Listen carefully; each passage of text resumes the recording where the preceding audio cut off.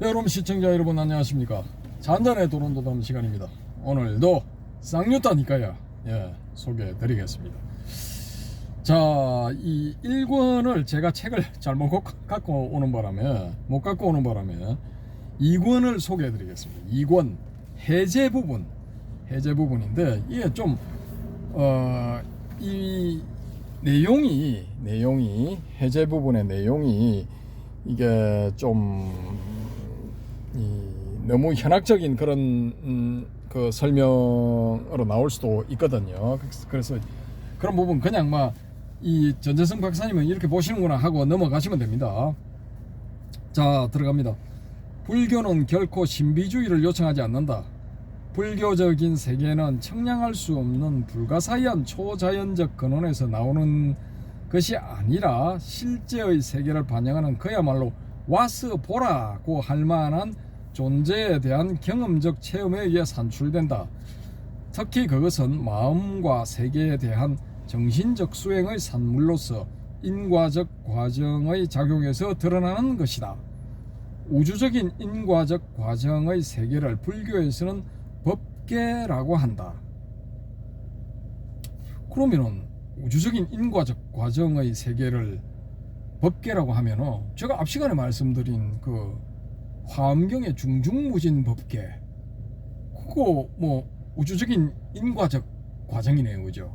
그러면 이거 연기법이라 할 수 있겠네요, 그죠? 예, 뭐 그렇습니다. 제 느낌은 무외 왕자가 말했다. 무외는 이거 뭐 두려움이 없다, 뭐 이런 의미입니다. 아바하이오 뭐 이렇게 되는데 아바이오 뭐라고 읽겠네요, 보니까 아빠이오라고 읽던가. 아무튼 뭐 이 왕자가 말했습니다. 세존이시여, 저는 전차를 모는 자로서 전차의 각 부품에 관해 잘 알고 있으며 전차의 모든 부속품들은 저에게 완전히 숙지되어 있습니다. 그러므로 그것들에 어떤 문제가 있으면 그것은 즉시 나에게 드러날 것입니다. 왕자여, 그와 마찬가지로 그들 왕족의 현자, 바라문의 현자, 제가의 현자, 사문의 현자가 질문을 준비해서 열에게 찾아와 질문하면 그것들은 즉시 열에게 드러난다. 왜냐하면 왕자여, 진실로 법계는 열에게 숙지되어 있으며 열에는 법계를 숙지하고 있으므로 그것들이 곧바로 열에게 드러나는 것이다. 이러한 법계는 인류 역사상 붓다에 의해 최초로 그리고 가장 궁극적으로 철저하게 통찰되었다. 뭐 최초라는데 저는 동의 안 합니다. 그리고 철저하게 통찰되었다, 이건 동의합니다. 붓다는 인과적 작용을 속성으로 하는 사물의 본성을 법성이라고 표현했다. 요거 좀 이렇게 숙지할 만한 내용이죠. 인과적 작용을 속성으로 하는 사물의 본성을 법성이라고 표현했다. 요게 이제 전형적인 초기 불교식의 사고방식인데, 이 대성불교에 있어서 특히 선종 같은 경우에도 뭐 이렇게 파악을 하고 있는지는 저는 좀 뭐라고 할까, 다른 의견. 일반적으로 저는 대성불교도고 선불교도라고 생각하는데, 저는 법성을 인과적 작용을 속성으로 하는 사물의 본성 뭐 이렇게 안 보거든요. 이런 측면도 있긴 있지만은 현상 넘어 본질, 이걸 법성이라고 보거든요. 해오름님은 어떻습니까? 네, 동의합니다. 동의합니까? 네. 예. 근데 이 철저히 이분들은 뭐 인과, 이걸 이렇게 깔고 있어야 돼. 인과를 안 깔면은 이게 안 되는 거야. 이게 연기의 속성이기 때문에, 대표적인 속성이기 때문에 항상 이걸 까는 거예요. 아무튼 뭐 본문 갑니다. 그러나 이러한 붓다의 심오한 진리는 역사적으로 많은 사람들에 의해 매우 다양한 해석학적 의미가 부여되었고 때로는 형이상학적으로 잘못 오해되기가 쉬웠다. 특히 부처님의 가르침에 대한 부파불교적이고 아비달마적인 많은 시도들은 결국 형이상학적인 찰나멸론이나 원자론 쪽으로 기울어지고 우주적인 세계를 이해하는 데 커다란 장애로서 작용하게 되어 대성불교적인 공사상이 체계화되어 스스로 비난의 대상이 되기까지 오랜 세월을 기다려야 했다. 참, 할 말은 많지만 넘어가겠습니다. 그러나 공사상은 연기사상을 더욱 심화시킨 공로는 있으나 옆으로 잠깐. 그런 식으로 이제 이게 포커스가 안 맞아진다니까. 그러네 보니까. 허리네. 그러나 괜찮다. 공사상은 연기사상을 더욱 심화시킨 공로는 있으나 지나치게 상대론적 의존관계를 강조한 나머지 구체적인 생성과 소멸의 인과관계마저 부정한 측면이 없지 않았다. 또한 그러한 공사상과 상보적으로 나타난 유식사상 또한 변개 소집성, 의타기성, 원성실성을 통해 법계에 대하여 심오한 해석을 부과했으나 모든 것을 순수한 마음으로 환원시킴으로써 실제와 연관된 사실의 세계를 관념화하는 경향이 있었다. 이러한 대성불교의 사상은 인과론적이라기보다는 나타나는 대로 모든 것이 진리라는 현상론자의 입장과 유사하다는 오해를 받기 쉽다. 오늘날 불교를 연구하는 많은 학자들조차 붓다가 가르친 인과적 과정의 세계, 즉 연기에 관해 종종 오해를 살만한 표현을 해왔다. 불교의 인과사상을 연구한 대부분의 서양 학자들, 예를 들어 케이스, 캐런, 울트라마르, 뿌생, 토마스 스체르바스키 등은 불교의 정형화된 인과사상을 단순히 괴로움의 이유를 설명하기 위한 것으로 보고 있다. 그러나 이러한 주장들은 부분적으로는 타당하지만 두 가지 이유에서 불합리성을 갖고 있다. 첫째, 불교에서의 괴로움은 법계의 해탈론적 속성으로 조건이나 조건지어진 연생이라는 사실적 세계를 반영하는 것이라는 사실을 간과하고 있다. 둘째는 불교적 인과관계를 단순히 경과의 인식론적 규칙인 이유에서 찾는다면 형이상학적인 추론에 의한 논리적 관계를 이야기할 뿐이지 존재론적이고 구체적인 생성의 세계에 관해서는 아무것도 언급하지 않는 것이 된다. 근데 저는 이거 타당하다고 보거든요. 이게 12연기 이런 게 존재론적이고 구체적인 생성의 세계를 말하고 있다라는 이건 저는 동의 안 합니다. 최소한 이거 초기불교에서 주장하는 것은 이런 거하고 거리가 멀고 오히려 존재론적이고 구체적인 생성의 세계에 관해서는 화엄사상의 사사무의 연기가 오히려 이걸 말하고 있죠. 초기불교에서는 이거 저는 아니라고 보거든요. 근데 이분은 초기불교에서 이거 하고 있대요. 아무튼 넘어갑니다. 이러한 모순은 불교적 인과관계를 단순히 논리적인 것으로 환원시키려 했던 우이 하쿠주와 같은 동양의 학자들에게서도 발견된다. 또 잠깐 이러겠다. 아니 그거 왜 그러는데?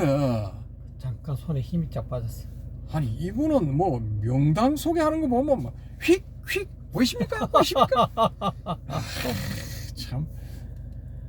아유. 그 버릇이 나와서 그런가 보다.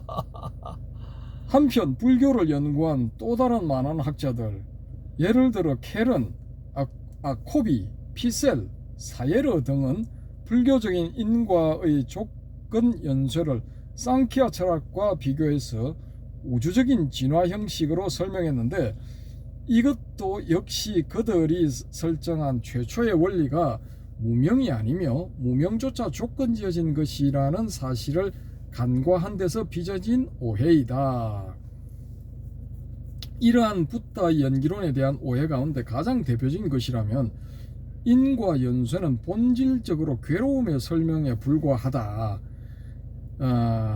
그것은 우리에게 물리적 원인에 관해서는 아무것도 말하지 않는다라고 주장한 케이스 같은 학자의 견해일 것이다. 근데 이 서양 사람들은 이렇게 볼 수밖에 없어.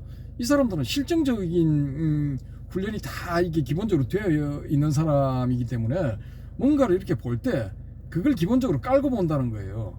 그러니까 그걸 제시를 하지 못하는 것은 못하기 때문에 당연히 그 사람들은 못한다고 보는 거예요. 그럼 당연히 이렇게 볼 수밖에 없어.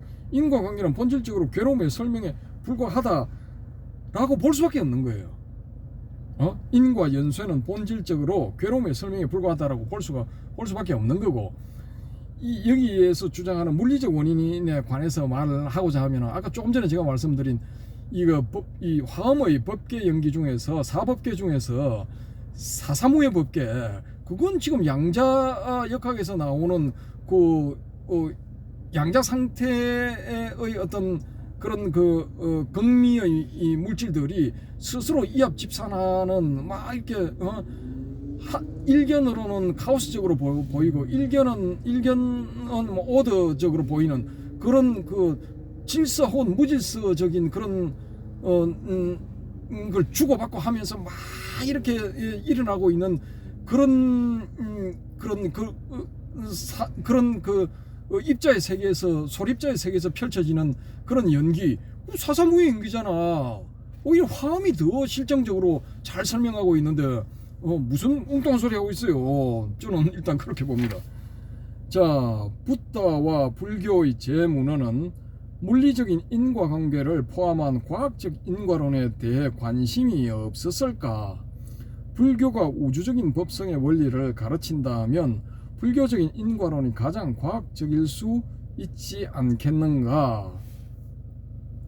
역사적으로 과학의 혁명은 17세기 서구에서 그 이전의 우주에 대한 신중심의 세계관을 뒤엎으면서 시작되었다. 코페르니쿠스와 갈릴레오는 지구 중심의 우주관을 새로운 전체 물리학적인 우주관으로 바꾸어 놓았고, 다윈의 진화론은 인간에 대한 신의 창조라는 세계관을 자연의 다양한 인과적 과정에 의한 진화로 파악하게 되었다. 또한 프로이드에 의한 새로운 심리학적 변화는 불변의 영혼을 찾아내는 대신 인과적으로 조건지어지는 심리적 요소에 의한 역동적인 흐름으로서 마음을 발견했다. 과학은 인격적인 신을 가정하는 신학적인 설명을 배제한 채 우주적인 인과 법칙을 발견했고 그에 따라 진보해왔다. 한편 인류학자들은 도덕 자체도 조건과 상황에 따라 달라지는 것을 발견했으며, 그로서 윤리적 상대주의는 도덕적 가치의 본성에 대한 과학적 진리가 되었다. 이러한 우주와 인간에 대한 과학적 설명은 신이나 자아와 같은 불변의 실체를 가져가지 않는 불교적 인과론과 매우 유사한 것이다. 그러나 불행하게도 현대에 들어와서 이러한 과학적 인과론적 진리는 그것이 낳은 1, 2차 세계대전의 비극과 환경오염이라는 비극적 결과 때문에 그것이 가져온 눈부신 성과에도 불구하고 더 이상 밝은 전망을 우리에게 드러내지 않고 있다. 물론 현대과학이 진보함에 따라 과거의 기계적이고 결정론적인 인과관계의 바탕을 둔 거친 유물론은 퇴조하고 있다. 특히 미시세계에서는 강한 인과적 결정이 부정되고 반드시 정신적이고 목적론적인 것이 배제되어야 할 필요가 없게 되었다. 이거 아닌데,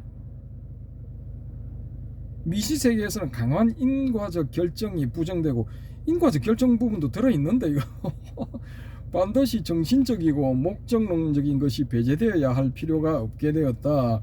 뭐 이런 측면은 있기는 있지만은 기본적으로 인과적 결정 이게 깔려 있는데, 아무튼 뭐 그렇습니다. 하이젠베르그는 우리가 관찰하고 있는 것은 자연 그 자체가 아니라 우리의 질문 방식에서 드러난 자연이다. 우리가 관찰하고 있는 것은 자연 그 자체가 아니라 우리의 질문 방식에서 드러난 자연이다. 삶의 조화에 대한 추구에서 삶이라는 연극 중의 우리는 관객이자 동시에 배우라는 사실을 결코 잊어서는 안 된다라고 말했다. 하이젠베르그가 이런 말을 했답니다. 그럼에도 불구하고 아직 자연과학적 인과론은 인간의 행위와는 아무런 관계도 없는 듯한 무도덕적인 우주를 다루고 있다. 여기에 아마도 과학에서 발견되는 인과론 자체를 반성적으로 다루어야 할 필요가 생겨나는 것이 아닐까.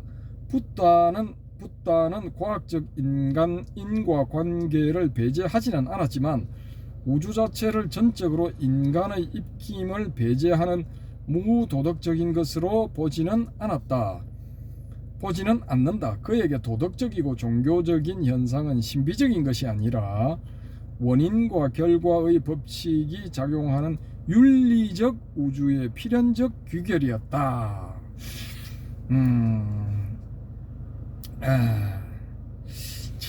이게 그렇습니다. 이게 말이란 게 참 이게 어폐가 좀 있는데 넘어가겠습니다. 불교에서 이러한 인과의 원리는 연기라고 하는 붓다의 가르침 속에 표현된다. 이 용어는 대소성을 막론한 불교의 모든 학파에서는 물론 인도의 비불교 학파에서조차 정통성과 역사성을 갖는 인과성에 대한 불교적 가르침으로 인식되어 왔다. 그리고 최근에는 서양 철학적인 전통에서 발견되는 인과론과 구별되는 불교 고유의 인과성의 원리로 받아들여지고 있다. 이러한 불교적 인과의 세계는 강한 인과적 결정론과 비결정론, 즉 우연을 주의 깊게 배격한다. 붓다는 모든 것이 결정되어 있다면 자유의지는 결코 있을 수 없고 도덕적, 정신적 생활이 불가능하게 된다고 주장했고, 다른 한편 모든 것이 비결정적이고 우연이라고 하더라도 실제의 세계에서 가능한 도덕적, 정신적 성장이 불가능하게 된다고 보았다. 불교의 연기론에서는 이러한 중도적 인과관계를 통해서만 물리적 세계에서도 참다운 생성과 소멸의 구체적 세계가 전개된다고 본다. 중도적 인과작용, 말은 좋습니다. 이러한 원리를 부처님의 직설로서 전제하고 있는 초기의 경전군을 모아놓은 것이 이 쌍유타 니가야 2권이다. 참 깁니다. 이 쌍유타 니가야 2권에 대해서 이거 배경 설명이 너무 길어. 그것도 또 불교를 끌어든 게 아니라 서양 철학, 서양 물리학, 서양 천문학적인 내용도 있고, 인류학적인 내용도 있고, 철학적 내용도 있고, 다 나와. 형이상학, 형이학 다 나와. 최초의 불교적 전통과는 동떨어진 서양의 현대 과학 철학자 중의 한 사람인 붕괴는 강한 인과적 결정론과 비결정론의 난점을 피하기 위해 비록 인과율의 타당한 영역이라도 그것을 중도적으로 제한하고 결정론과 우연론도 조심스럽게 인정하는 준인과론을 주장했다.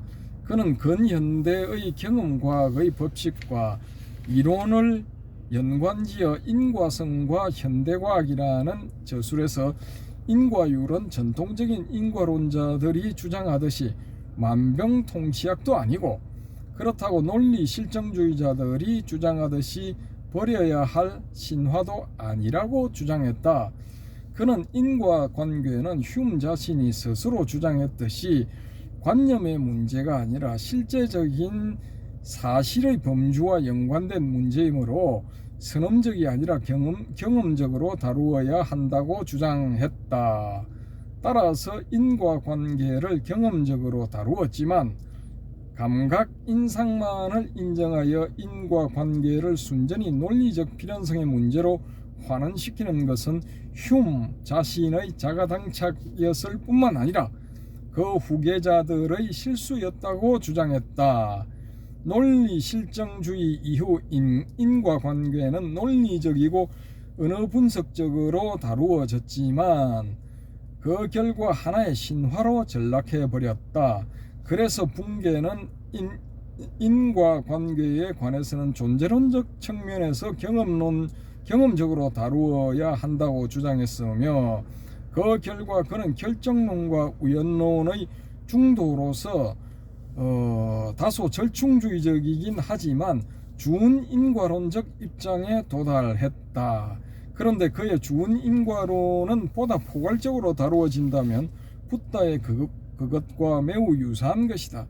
그는 휴머의 인과율에 관한 공식인 만일 C이면 언제나 E이다와 E이다의 산출성의 원리인 만일 C가 생겨나면 그것에 의해 언제나 E가 생겨난다를 부가하여 구체적인 존재론적 생성의 세 개의 인과관계를 정초시켰다. 아, 어렵다 진짜.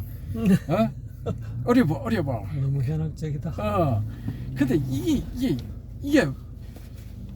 이거 뭐야? 초기불교도 다 이런 식이야. 용어 자체가 굉장히 현학적인 용어고 개념적.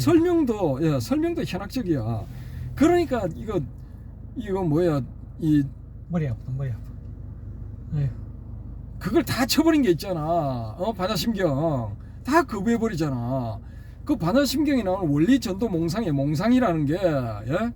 그게 잘못된 생각, 이게 중생이 근본적으로 세계를 잘못 보는 것일 수도 있지만은, 제가 보기에는 뭐냐면은,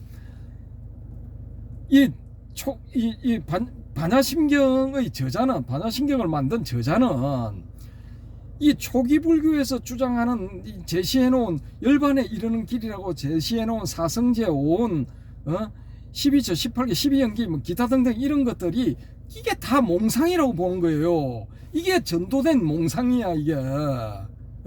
반야심경의 저자가 봤을 때는 그런 것들이 전도된 몽상이라니까.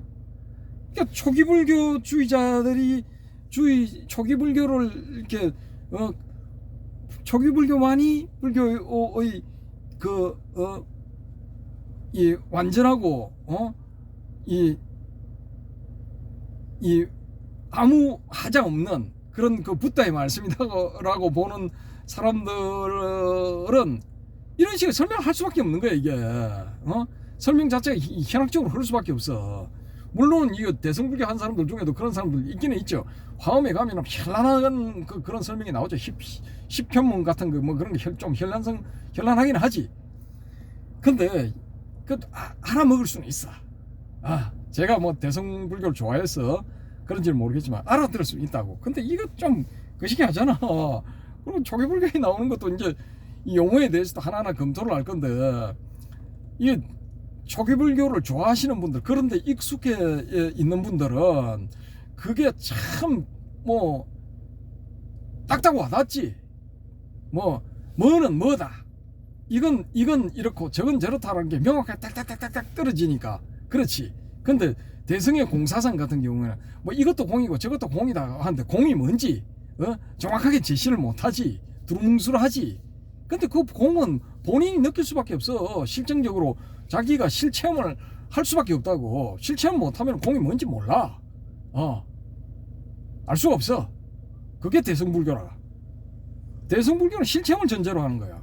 근데 이 소성불교, 뭐 특히 이거 초기불교 쪽, 초기불교 시작해서 부파불교 갔으니까 그걸 뭉뚱그려서 소성이라 하잖아. 초기불교는 용어 설명에 너무 포커스를 맞춘다고. 그 자세하고 정확하게 설명을 해내야 된다는 그런 강박관념에 빠져 있다고. 그 소위 말하는 이거 초기불교의 논사들, 이런 사람들이. 왜 그런데 빠져야 되는데? 그보다 더 중요한 것은 기본적으로 자기의 실체험이 있어야 그게 이해가 되는 건데. 이게 참 이게 큰 차이점이 있는 게 출발부터 이런 차이점이 있어요. 아무튼 뭐 그렇고 본문 또 갑니다. 이러한 원리는 붓다가 초기 경전의 조건적 발생, 즉 연계의 원리를 설명한 만약에 이것이 있으면 곧 저것이 있다. 자, 이제 불교에 대한 거 나옵니다. 만약에 이것이 생겨나면 곧 저것이 생겨난다. 약, 유, 차, 적, 유, 피. 약, 유, 차, 적, 유, 피. 약, 생, 차, 적, 생, 피의 원리와 너무나 유사한 것임을 알 수 있다.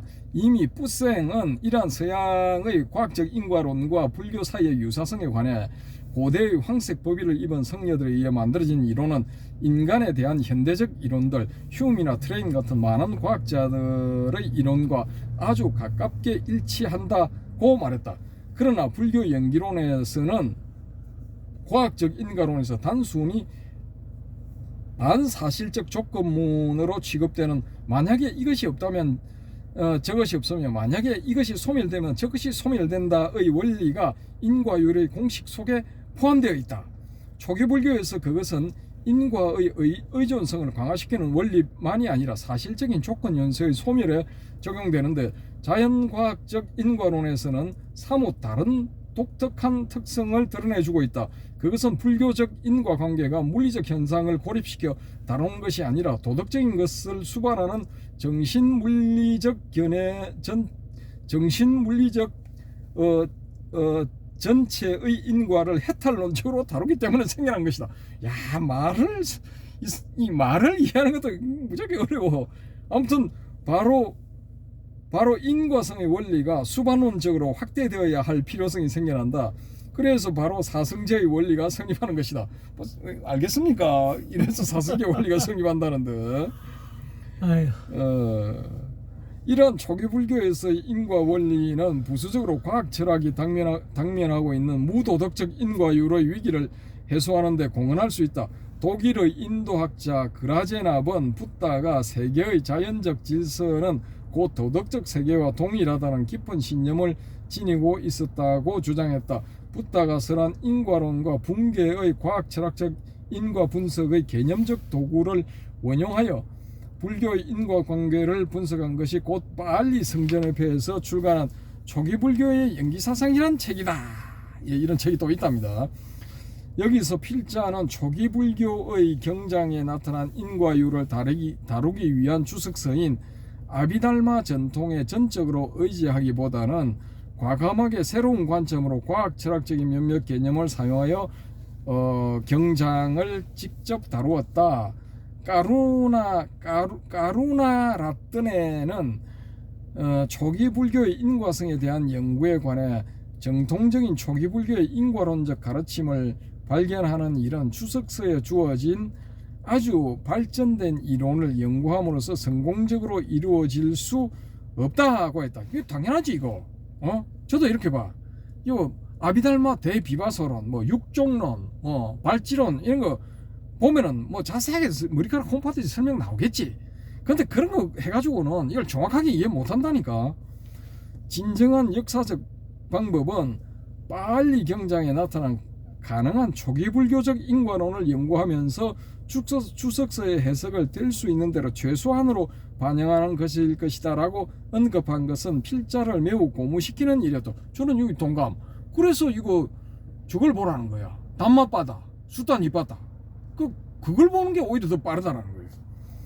호퍼만이 심지어 초기 불교를 합리적으로 다루기 위해서는 주석서를 고려하지 않는 것이 제한이 아니라 방법론적으로 불가피성이다라고까지 이야기하고 있는 것은 가장 오래된 초기의 경전문 가운데 하나이며 불교의 중심 사상을 다루고 있는 이 쌍유타 니까야 이권의 위대한 가치를 더욱 드러내는 것이다. 쌍유타 니까야 이권이 이거 훨씬 더 그런 불교의 중심 사상을 잘 이렇게 드러내고 있다라는 거죠. 그러니까 지금 우리가 알고 있는 그런 그 초기 불교의 정보들은 다 이거 뭐야? 부파불교 논사들이 만들어 놓은 그 작품들이라니까. 그러니까 아함불교의 체계성보다는 그런 걸 가지고 이렇게 접근하면은 아함불교의 사기성이라니까 그게. 아함불교에 당하는 거야. 사기당하는 거지. 내다바이 당하는 거지.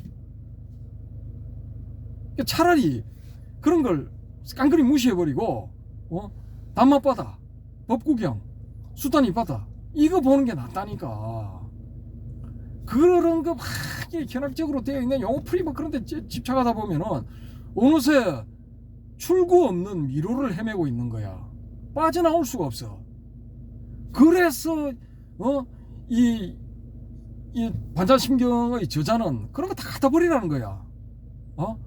그거 그거 팔면 팔수록 전도된 몽상 속으로 빠져들 뿐이다라는 거예요. 그 사람 주장은 일리 있는 주장이지. 그런 거 백날 해봤자 열반은 못 간다. 차라리 공을 알아차리래. 공을 체험하라 이거야. 체험해서 정득하라는 거지. 그러면 열반에 도달한다라는 거예요. 저는 반야신경을 그렇게 봅니다. 아무튼 갑니다. 그 반야신경 부분에 나중에 반야신경 빠뜨릴 수가 없으니까 산스크리트 원문 대조해 가면서 자세하게 한번 보도록 하겠습니다. 자, 이 쌍유타 니까야 2권은 제12 쌍유타 인연으로 구성되어 있다. 인연 쌍유타는 12연기의 인과 관계에 대한 설명과 비유로 구성된 93개 경전의 모음이다. 초기 경전 가운데 부처님의 핵심 사상인 연기설을 설명하고 있는 경전군으로 철학적으로 가장 중요한 압권이다. 특히 연기의 일반적 원리인 차유고 비유, 차생고 피생, 차무고 피무, 차멸고 피멸과 12연기, 그리고 연기의 원리가 중도사상에 입각해 있음을 밝히고 있다. 특히 초기 경전에서 붓다가 제시하는 중도사상은 대성불교에서 용수가 제시하는 팔불중도보다 다양하고 풍요롭다. 이건 한번 살펴보겠습니다. 근데 이게 팔불중도 이거는 그냥 평면적인 중도가 아니에요. 이게 이것도 한번 다루겠지만은 자세히 보시면은 팔불중도만으로 이게 입체적으로 이 전개가 되어 있다고. 예. 현실계와 이게 그러니까 현상계와 본질계의 양면을 동시에 제시를 하면서 현상계는 현상계에 서로 이제 대립되는 관계를 이제 제시를 하고 그 각 부분들이 또 본질계에서 또 어떤 식으로 서로 대립해서 성립하고 있는가를 입체적으로 제시하는 게 이 팔불중도만이에요. 그러니까 팔불중도는 그 8개에 대한 그 구절을 비유, 비무, 불상, 부단, 불생, 불멸 이런 식으로 쭉 나오잖아요, 그죠? 그거 자체만으로 딱 보면은 그게 딱 온다고, 그게 와야 돼. 그걸 모르면은, 그걸 파가지 못하면은 중론을 앞으로 외우고 뒤로 외우고 아무 소용 없어. 저는 그렇게 봅니다. 그리고 거기에 보면은 자기가 붓다에게 왜 경배할 수밖에 없는가에 대해서 설명을 하는데 연기를 깨닫고 설명하신 붓다 이렇게 나와요. 근데 그 연기도 여기 자기고 피기, 차멸고 피멸, 12연기, 유전문, 환멸문 이런 식의 이 평면적인 연기가 아니라니까. 그게 화엄경에서 말하는 중중무진 법계의 연기예요. 그게 그러니까 입체적으로 펼쳐지는 그런 연기를 설했기 때문에 그런 연기를 설한 붓다에게 경배할 수밖에 없다라고 용수가 이야기를 해놓은 거라고요. 그게 답답한 양반들아. 거기에다가 그 연기가 12연기고 그냥 차기고 피기, 차멸고 피멸이다 인 것이다 라고 하면은 좀 당신들 백날 해봤자 아무 소용 없다니까. 소득이 없어. 그리고 그 뒤에 가면은 12연기 이렇게 언급해 놓은 부분도 있어. 있는데 그걸 항상 이 불교의 경전도 그렇고 이거 주요한 이렇게 논스다 하는 것들도 그렇지만 그 표현되어 있는 언어를 넘어서 있는 걸 볼 줄 알아야 그걸 캐치해낼 수 있어야 돼. 그냥 문자 그것만 이렇게 본다면은 모르는 거야. 알 수가 없어. 그걸. 저는 그렇게 봅니다. 예. 아무튼 이거 특히 초기 경전에서 붓다가 제시하는 중도 사상은 대성불교에서 용수가 제시하는 팔불중도보다 다양하고 풍요롭다. 이 쌍유타 니까야 2권을 비롯한 초기 경전에서는 다음과 같이 여러 가지의 다양한 중도 사상이 간접적으로 언급되고 있다. 첫째, 유무중도가 언급되고 있다. 까짜야나여 모든 것은 존재한다고 하는 것은 하나의 극단이다. 모든 것은 존재하지 않는다고 하는 것도 하나의 극단이다. 존재인유는 현상계의 소멸 원리를 살펴보면 부정되고 비존재인무는 현상계의 생성 원리를 살펴보면 부정된다. 그러면 요게 이제 이 용수가 선택한 이거 이 용수가 전개하는 논리 방식이거든요. 똑같아 이 전개하는 방식이. 근데 이것도 참 이게 좀 얍삽해. 하여튼 얍삽해. 이 부분에 대해서 본격적으로 제가 나중에 한번 별도의 꼭지로서 한번 설명해 보겠습니다. 둘째, 자타 중도가 언급되고 있다. 고따마여, 괴로움은 자기가 만든 것입니까? 까싸빠여, 그렇게 말하지 마라. 세종께서 말씀하셨다. 그렇다면 고따마여, 괴로움은 타자가 만든 것입니다. 까싸빠여, 그렇게 말하지 마라. 이와 같이 자기 원인설과 타자 원인설은 인과관계의 선행성의 두 극단이라고 볼 수 있다. 참 거시기합니다. 예, 넘어가겠습니다. 셋째, 단상중도의 연기가 언급되고 있다. 자기 원인설에 바탕을 두는 인과의 동일성은 곧 모든 것은 소멸하지 않는다는 영원주의에 바탕을 둔 것이다. 타자 원인설에 바탕을 두는 인과의 차별성은 곧 모든 것은 생성되지 않는다는 허무주의에 바탕을 둔 것이다.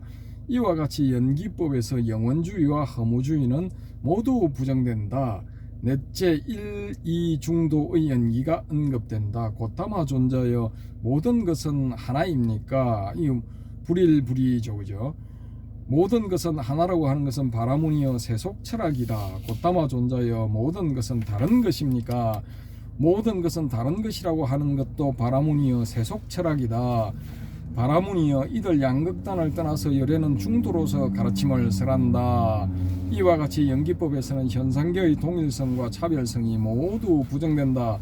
다섯째, 그 밖에 제1위 공경의 상스크리트 복원본 가운데 거래를 부정한 거래 중도의 연기가 나타나 있다.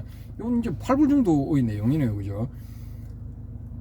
수행성들이여, 눈이 생길 때 다른 어떤 것에서 오지 않으며 그것이 사라져 버릴 때 어떤 곳에 축적되어 가지도 않는다. 여기서 분명히 인과관계가 궁극적으로 거래라고 하는 근접성을 반드시 수반하지 않는다는 사실이 나타나 있다. 이러한 관점은 요즘 발달된 과학철학의 이론에서도 드러난다. 거래라는 것은 뭐 가고 간다 온다 뭐 그런 겁니다. 여섯째, 다른 초기 경전인 우다나에서도 생멸 중도가 괴로움의 종식인 열반의 특성으로 나타난다. 수행성들이여, 나는 이것을 온다고도 간다고도 머문다고도 소멸한다고도 생기한다고도 말하지 않는다. 의처가 없고 전기 이렇게 바꾸어져 가는 것이 없고 바꾸어져 가는 것이 없고 그런 어떤 전개되는 것이 없고 대상이 없으므로 이것이 괴로움의 종식이라고 나는 설한다. 일곱 번째, 초전법륜경에서는 고락중도의 원리가 팔정도와 관련해 잘 나타나 있다. 수행성들이여, 출가자는 두 가지 극단을 가까이 해서는 안 된다. 무엇이 두 가지인가? 첫째는 감각적 쾌락에 관해 탐착하는 것을 일삼는 것은 저열하고 비속하고 범부의 소행으로 성현의 법이 아니며 무익한 것이다. 두 번째는 스스로 괴롭힘을 일삼는 것은 괴로운 것이며 성현의 법이 아닌 것이므로 무익한 것이다. 수행성들이여, 열애는 이 두 가지 극단을 떠나 중도를 깨달았다.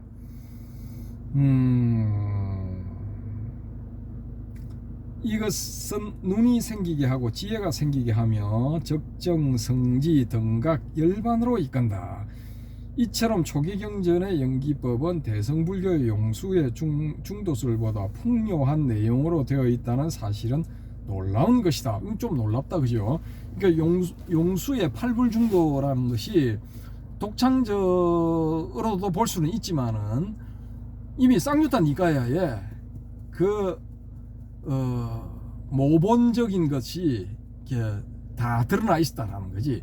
용수가 쌍유타 니까야를 보고 여기에 착안해서 그런 걸 만들었을 수도 있다라는 거죠. 예. 자, 이렇게 해서 이제 이 해제 부분이 끝납니다. 철학 박사 전재성 해서 이제 끝났는데, 여기 이제 마지막 부분에 대해서 제가 다시 한번 읽어드릴게요. 스스로 괴롭힘을 이제 수행성들이 여기부터 다시 한번 이게 말씀을 드리고, 여기에 대해서 제가 이제 코멘트를 한번 해보겠습니다. 수행성들이여, 출가자는 두 가지 극단을 가까이 해서는 안 된다. 무엇이 두 가지인가? 첫째는 감각적 쾌락에 관해 탐착하는 것을 일삼는 것은 저열하고 비속하고 범부의 소행으로 성현의 법이 아니며 무익한 것이다. 두 번째는 스스로 괴롭힘을 일삼는 것은 괴로운 것이며 성현의 법이 아닌 것으로 무익한 것이다. 뭐 이거는 이제 뭐 고행주의 뭐 이런 거죠. 그러니까 쾌락도 X, 고행도 X라는 겁니다. 수행성들이여, 열애는 이 두 가지 극단을 떠나 중도를 깨달았다. 이게 이제 고락 중도라는 거죠. 이것은 눈이 생기게 하고 지혜가 생기게 하며 적정 성지, 이게 뛰어난 지혜, 등각, 이렇게 이 무상정등 정각할 때 그 등각 열반으로 이끈다. 무엇보다도 마지막 열반으로 이끈다 되어 있죠. 초기 불교의 수행 목표가 열반이잖아요. 열반을 이룰 수가 있대. 그러니까 이거 두 가지 극단을 떠난, 쾌락과 고행의 두 가지 극단을 떠난 고락 중도를 이렇게 쉽게 설명해 놓으셨잖아요. 그러면 제 생각은 뭐냐면은, 이 고락 중도가 이렇게 설명이 딱 되어 있고, 이것은 열반으로 이끈다고 하면은, 요걸 딱 보는 순간, 요걸 보는 사람들은 열반을 정득을 해야 돼. 그렇게 한 사람들이 있잖아. 예? 법륜경에서 초전 법륜을 굴릴 때 붓다가 이런 얘기를 딱 하니까 오비구 중에서 요 얘기를 딱 듣고, 예? 바로 그냥 아란인가 아남인가 된 사람들이 있잖아. 근데 여러분은 왜 안 되는 거야? 초기 불교를 달달달달 외워가면서 막 빨리를 유창하게 구사를 하면서 막 이렇게 설명하시는 여러분은 왜 안 되는데 그게? 난 무척 궁금하다 이거야. 그게 돼야 되잖아. 경전이 진실이고 진리라며. 그러면 그게 돼야 되는 거지. 그게 안 되면은 이게 사기잖아 이거. 안 그렇습니까? 맞습니다. 내 말이 틀린 말은 아니죠. 근데 왜 안 되는 거야? 나는 됐다라는 사람 좀 나와봐라 이거야. 안 되잖아. 그러니까 깝깝하다는 거야. 좀 나오라 이거야. 이거 태국의 스님들 지난 7월 달에 그런 일이 있었다고 제가 말씀을 드렸죠. 30대 중반의 아주 뛰어난 미모를 가진 꽃뱀 여성한테 7명인가 8명인가 되는 고성 대덕들이 장로들이 당한 거야. 그 장로들 무슨 그 땡땡땡 여성 석방 추진위원회 뭐 이런 거 안 만들었는 건 몰라. 우리나라 같으면 만들 건데. 아니 그거 1년인가 1년 반인가 2년 가까이인가 농락을 당했더만. 그럼 태국 쪽에는 대승불교는 조금 약하고 거의 초기불교 상자부 이런 계통이잖아. 그럼 그 사람들 이거 달달 외울 거 아니야 이거. 초전 법륜경 이거 달달 외울 거잖아. 고락중도 고도 안 되지만은 쾌락도 안 된다 이거야. 근데 쾌락에 탐닉해가지고 폐가망신했잖아. 그러면 결국은 이거 유무중도 상태에 못 이르고 이 열반에 못 간 거잖아. 아무리 달달 외워봤자 못 가지. 그러면 이걸 어떻게 진리라고 할 거야? 너무 극단적이다라고 말하시는 분도 계시겠지만은, 당신들은 그냥 이거 니까야에 안 나와 있기 때문에 대성불교는 전부 사기라며 사입이고 혐오의 대상이고 비난의 대상일 뿐이라며. 근데 그렇게 위대하고 고매하고 도덕적이고 윤리적인 그런 분들이 왜 그렇게 꼬뱀한테 넘어가가지고 1년씩 2년씩 농락을 당해가지고 전 재산 다 털리는데, 아니 뭐 이해가 안 돼. 앞뒤가 전혀 안 맞잖아 이게. 아무튼 뭐 제가 제 느낌상으로는 그렇습니다. 이게 뭐 이거 쌍유다 니까야 이 거룩한 내용을 우리가 한번 살펴보기 전에 이런 말씀을 드려서 너무 죄송하긴 한데 아니 할 말은 해야지 뭐. 그러니까 너무 이게 결국은 이게 남을 비방하게 되면 돌고 돈다는 건데, 그래서 이거 이 점잖은 스님들은, 대성불교 점잖은 스님들은 이걸 듣고도 이런 대성에 대한 비난, 비방 이런 걸 듣고도 막 암소리 안 하고 입 꼭 닫고 가만히 있잖아. 그리고 또 일부는 또 완전히 전향을 해가지고 선방에 앉아 있기는 하지만 윗바사나 한다며 많은 분들이. 참 가관일세 진짜. 야 대단하다. 그리고 윗바사나 하셔가지고 싸띠를 통해서 통찰지를 어떤가 뭐 하여튼 뭐 그렇게 해서 열반에 도달해서 좀 우리 해론 방송에 한번 출연해 보시라니까. 나 진짜 실체를 한번 보고 싶다 진짜. 내가 5차 투지할게. 야 아라한테 5차 투지하면은 그 공덕이 진짜 엄청날 거잖아. 뭐 당연히 해야지 그러면은. 아무튼 뭐 그건 그렇고 이거 쌍유타 니까의 2권의 목차를 제가 한번 읽어드리겠습니다. 제12 쌍유타 인연 1. 부처님의 품 2. 자양분의 품 3. 10가지 힘의 품 4. 깔라까 까띠아 품 5. 장자의 품 6. 나무의 품 7. 대품. 이 크다는 겁니다. 마하와까 뭐 이렇게 되어 있네요. 대품. 수행자와 성직자 품 9번 생략의 품 뭐 이렇게 되어 있습니다. 아무튼 뭐 요 내용들은 그 1권과는 달리 여기서는 이 범천과의 대화, 제석천과의 대화 뭐 이런 거는 안 나옵니다. 없는 것 같네요. 이 목차상으로 봤을 때는.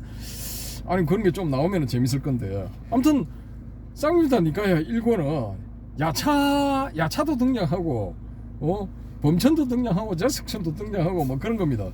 자 이게 이번은 이렇고요. 이번에 이제 뭐 말 나온 김에 이 시간이 47분 지났네요. 간략하게 이제 3권의 해제는 아이고 아까 2권 해제는 뭐 그렇게 뭐 서양하고 연결해가지고 뭐 복잡하게 했는데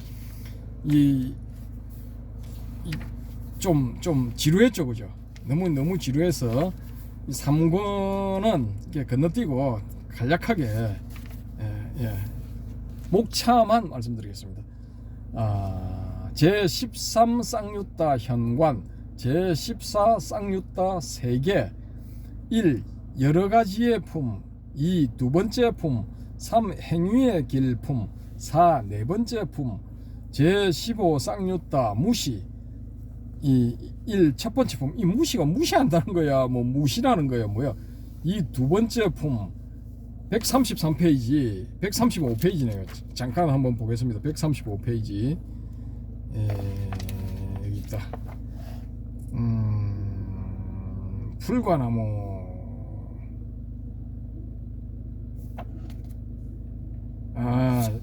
시작이 없다라는 거네요. 이렇게 되어 있습니다.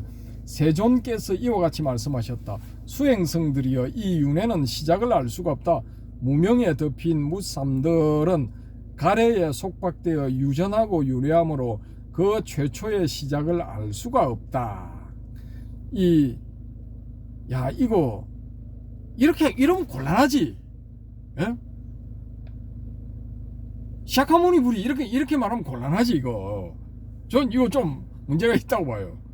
아니 윤회는 시작을 알 수 없다 하면 이거 좀 황당하잖아 이거.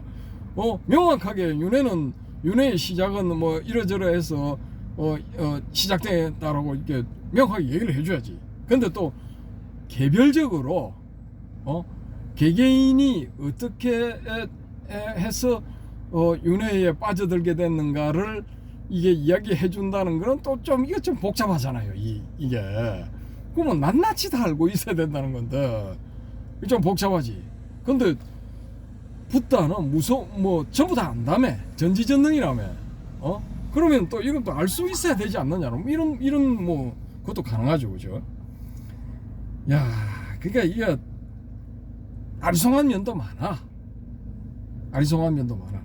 그러니까 12연기를 이거 유전문 환멸문 해가지고, 특히 환멸문 해가지고 명지가 생겼다, 무명에서 무자를 딱 떼버리고 명 상태가 되었다 하시는 분들은 그냥 쭉 그 길로 가시면 되고, 그게 안 되는 분들은 제가 저번 시간에 말씀드린 것처럼 노사 부분을 이 무명하고 딱 붙여봐봐.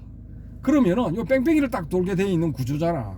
그럼 12지 중에 한 군데 자기가 마음에 드는 건, 나는 요 부분은 내가 요 고리를 끊을 수 있겠다라고 판단되는 그 부분, 거기서 그걸 딱 끊어버리라니까.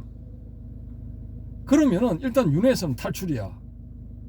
그럼 이게 다 이거 지금 열반에 도달하고자 하는 게 윤회에서 벗어나기 위한 것인데, 뭐 최종 궁극적인 그건 윤회에서 탈출하기 위한 거잖아. 그러니까 그런 식으로 딱 붙여가지고 딱 끊어버리면은 탈출인데, 아니 시작을 알 수가 없다 이러면 좀 곤란하지. 그럼 뭐 윤회 탈출하는 그걸로 나는 만족한다 하면 그걸로 끝나지만, 야 내가 왜 윤회에 빠져들게 됐는가, 그 최초 출발점을 나는 알고 싶다. 이런 분들은 스스로 이거 벗어나 보라니까.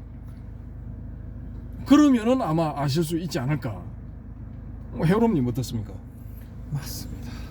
해오롬님이 왜 이렇게 육도에 윤회하게 됐는가 궁금하지 않습니까? 육도의 윤회한 까닭은 뭐 미혹해서 그렇겠지. 미혹해서. 이게 이런 식으로 따지기 시작하면은 한도 끝도 없어. 그냥 벗어난 그걸로 나는 만족한다 하고 끝내버려야 돼. 그러니까 그런 시각에서 보면은 이 말씀이 맞는 거야. 이 윤회는 시작을 알 수가 없다. 무명에 덮인 묻삼들은 가래에 속박되어 유전하고 윤회함으로 그 최초의 시작을 알 수가 없다. 그러니까 여기서는 가래가 포커스잖아. 이게 핵심 요인이잖아. 그러면은 아까 제가 말씀드린 것처럼 이 염주처럼 이렇게 동그랗게 된 상태에서 가래 부분을 딱 끊어봐. 가래를 끊어봐. 그러면 딱 벗어날 수 있을지 어떻게 합니까? 이 붓다가 가래가 이게 원인이라 그래. 가래에 속박되어 있다 그래. 그래서 윤회한다고 그러니까 한번 끊어 보시라니까. 뭐 어쨌든 뭐 그건 그렇고, 이 무시할 때 이게 뭘 무시한다는 게 아니고 시작이 없다라는 그런 이야기네요. 무시. 그 다음에 목차 부분에서 제16쌍유따 까싸빠, 이건 뭐 사람 이름 같네요. 제17쌍유따 이덕과 환대, 제18쌍유따 라훌라도 나오네. 부처님의 속가 아들, 라훌라 존자 나옵니다. 제19쌍유따 락가나 나오고, 20쌍유따 비유 나오고, 21쌍유따 수행성, 이렇게 해서 3권의 목차가 되어 있고요. 4권은 그렇습니다. 4권 목차. 이거 왜 제가 이걸 굳이 말씀드리려고 하느냐면은, 이거 반납하면은 언제 이게 풀릴지 몰라. 그래서 다음 시간에 제가 이 책을 들고 나올 수 있을지 없을지 몰라서 이렇게 책을 갖고 있는 상태에서 얼른 말씀을 드리는 겁니다. 반납이 벌써 내일 반납하면 한 12일 늦었는가 그렇거든요. 그러면 24일간 이거 대출 금지거든요. 그래서 그렇습니다. 자, 4권의 목차, 제22쌍유따 존재의 다발, 제1장 근본 50경, 제2장 중 50경, 제3장 후 50경. 일단 꼬박꼬박 줘라. 한번 돌아. 제23 라다, 제24 쌍유타 견해 제1장 뭐 이렇게 되어 있습니다. 아무튼 뭐 요런 내용들입니다. 이 쌍유타라는 게 이게 우리 해오름님이 막 내가 오메이류를 정득한 것 같아. 뭐 이거 다 사기야, 뻥이야. 오메이류 정득했다면서 꼬박꼬박 졸고 있어. 피곤해도 안 조는 게 깨어 있는 게 오메이류지. 내가 들기만 하면 이게 포커스가 안 맞아. 앉아갖고 잠수하는 것도 아니고 뛰어돌아다니면서 여러 가지 일을 하니까 피곤하지. 그럼에도 불구하고 깨어 있어야 그게 진짜 오메이류지. 아무튼 뭐 이거 쌍유타니까야 이렇습니다. 그 제가 이게 너무 분량이 방대하기 때문에 일일이 다 할 수는 없고 보고 이제 이거 좀 중요하다 싶은 이런 부분들만 짝짝짝 이렇게 체크를 해서 말씀을 드리겠습니다. 앞 시간에 말씀드린 이거 꺼주세요. 불 꺼주세요. 앞 시간에 말씀드린 그 스카모니가 깨달은 내용, 무엇을 깨달았나 그 부분에 연결될 수 있는 경들이 좀 있거든요. 그 중에 하나가 뭐냐면은 심사파숲경이라는 겁니다. 그 심사파숲경은 버전이 두 가지가 있거든요. 한 가지는 뭐냐면은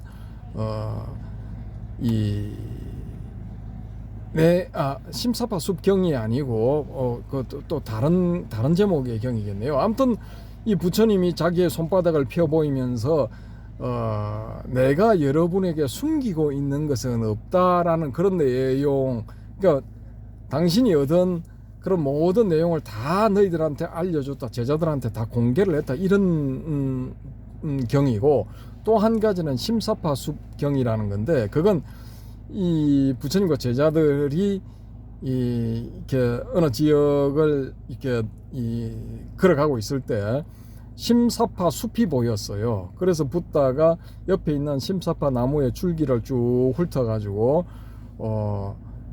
자기의 손을 펴서 손에 있는 심사파 잎사귀를 보여주면서 제자들아, 이 심사파, 내가 주먹에 쥐고 있는 이 심사파의 잎사귀가 맞느냐, 저 심사파 숲이 가지고 있는 잎사귀가 맞느냐 하니까 제자들이 이구동성으로 심사파 숲의 잎사귀가 많습니다. 그러니까 내가 여러분에게 가르쳐 준 것도 그러하다.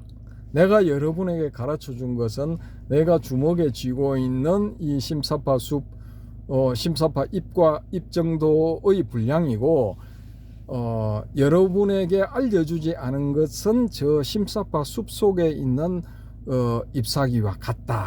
심사파 숲 전체가 가지고 있는 잎사귀와 같다. 이렇게 되어 있는 내용이 심사파 숲경이거든요. 그러니까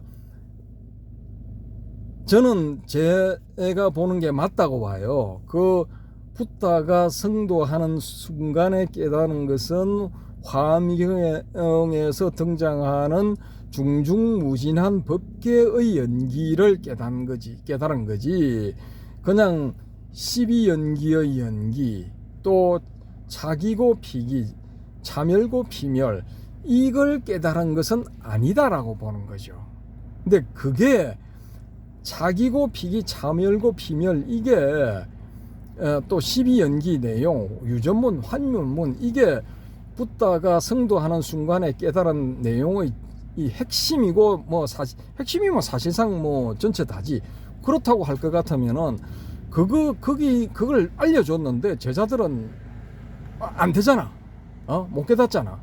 그 다음에 물론 출가자 500, 제가자 500 깨달았다 이런 것도 나오지만은 제자들이 그것만 있습니까? 엄청나게 더 많지. 실제 제자는 그 한 100배는 됐을 건데. 지금도 자세한 정보를 갖고 있는데 왜 못 깨닫는 거야? 그러니까 이게 벌써 차이가 있는 거야. 주먹에 든 정도의 내용 심사파 잎사귀, 그 가르쳐주지, 알려주지 않은 것. 그러니까 중중무진 법계를 이야기하는, 법계 연기를 이야기하는 심사파 숲 전체의 그 잎사귀의 내용, 이런 큰 차이가 있는 거예요. 그러니까 그걸 알아봤자 12연기 유전문 환멸문 해봤자 잘 안 되는 거야. 자기고 피기 자멸고 비멸 뭐 육건이 일어날 때 육경이 일어나고 육건이 멸하면은 육경이 멸한다 해봤자 이거 안 온다니까.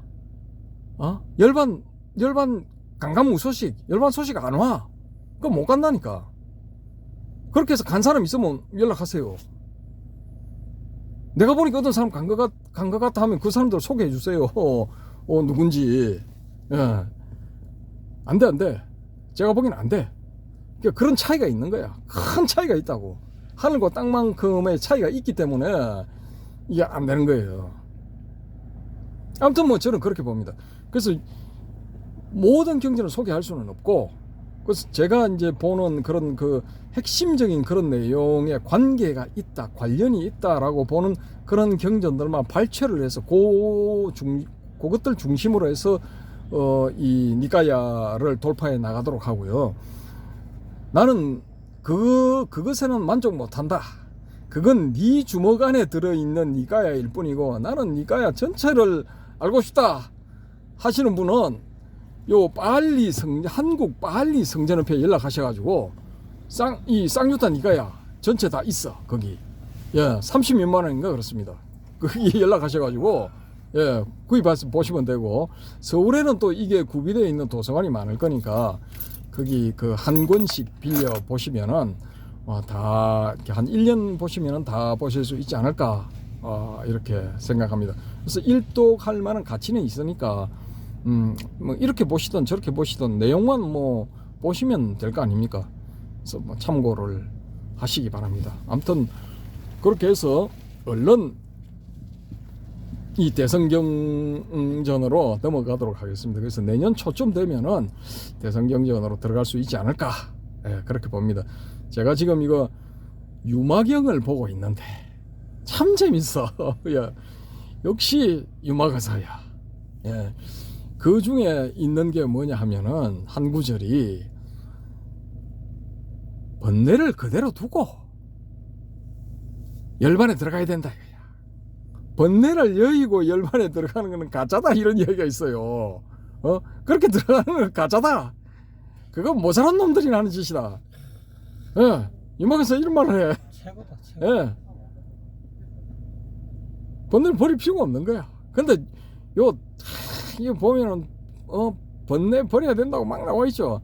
저는 그거 부파불교 논사들의 작품, 예, 결론적으로 위경 그렇게 봅니다.